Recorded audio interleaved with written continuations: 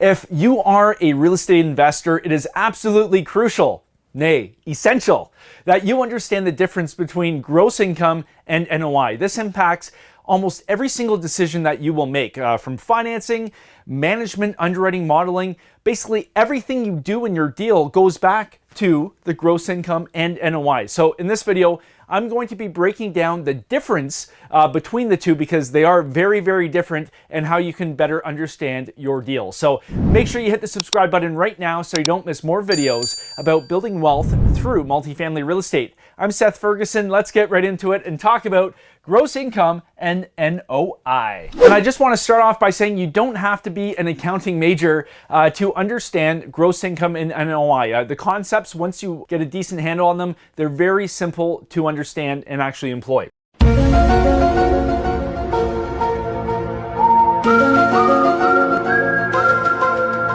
So let's start with the gross income first. So what is gross income? Some people will say gross rents, but I will caution you in just constraining yourself to the gross rent because there are other income streams possible in a real estate deal, and this will definitely impact your gross income. So let's talk about what sort of things go into the gross income. Well, we have, like I said, rents. Rents could be one. We could have ancillary services like trash pickup. We could have parking. We could have laundry. We could have, what else could we have? What other value adds? We could have private yards if you're have a premium for yards. We could have Wi-Fi. All sorts of things. So basically, to calculate your gross income, you're just going to add up the rents, your trash, all your ancillary services, your parking, laundry, private yard rental, all that stuff, your Wi-Fi, everything that is making you money in your property, you add it all up, and that's going to give you your gross income.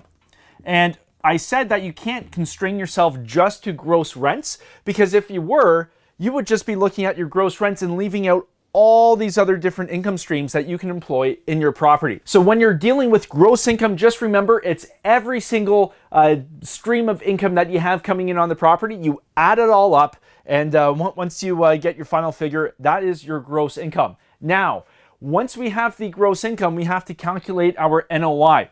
The reason why NOI is so important is in a multifamily deal, the property's value is derived from the NOI the property produces, because commercial property is valued using what's called the income approach. And I'll put a link to a video right up here where I go more in depth on the income approach and how you calculate the value based on the NOI and the market cap rate.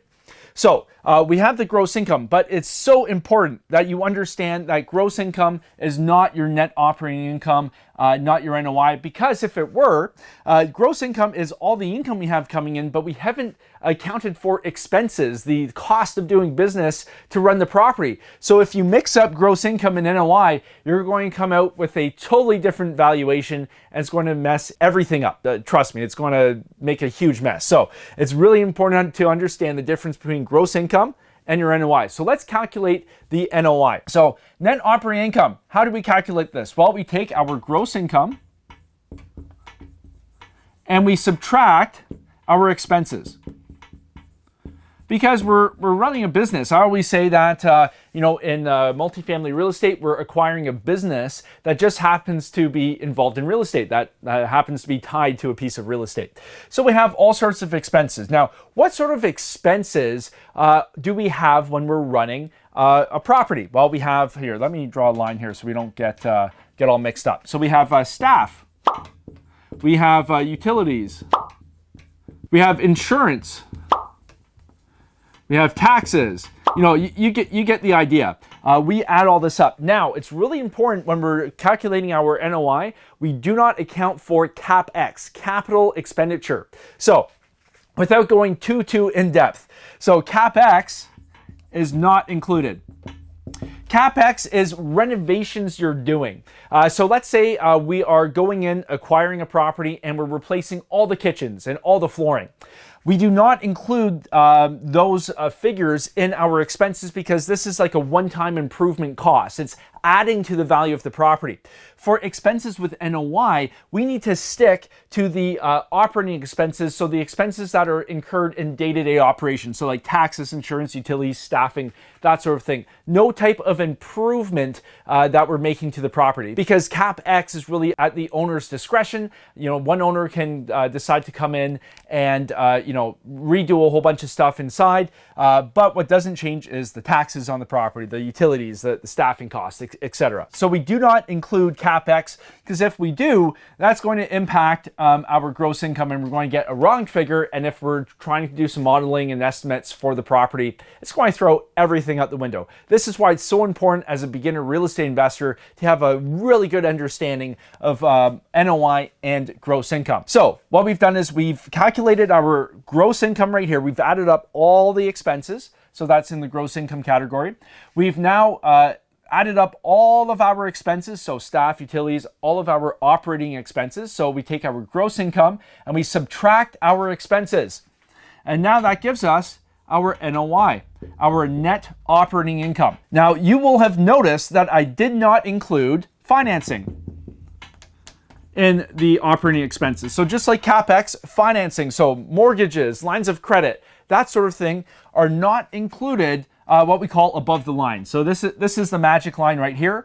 Above the line, financing doesn't come into play. Just like CapEx, it's at the owner's discretion. One owner may have decide to acquire the property with zero leverage, so all cash. And then another owner may decide to leverage it up to 70%. If it's the exact same property, we're looking at the operating expenses, that's owner's discretion when it comes to financing. So it's not included as an operating expense. That comes down to below the line where we work out our cash flow.